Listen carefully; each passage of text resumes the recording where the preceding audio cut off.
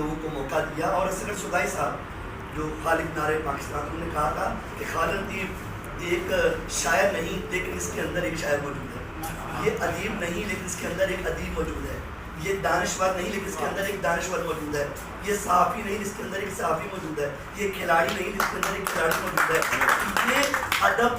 ادب پرور آدمی ہے، یہ ادب نواز آدمی ہے، اور یہ ساری خوبیوں کو اگر ملایا جائے تو خالد لطیف بنتا ہے. میں سمجھتا ہوں آج صدائی صاحب کی وہ بات بالکل منون صحیح ثابت ہوئی کہ میرا تقریباً 30-32 سال کا تعلق ہے، میں نے ایک بھی موقع ایسا نہیں دیکھا کہ جب خالد صاحب نے کسی لالچ یا تمے کے تحت میں پروگرام کیا ہو.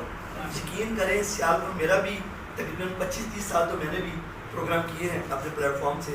اور اسٹیج شو بھی کیے ہیں، ٹیلی ویژن کیا ہے، ریڈیو کیا ہے، قومی اخبارات کیے ہیں، ہر چیز ہم نے کی ہے. لیکن یقین جانیے کوئی بھی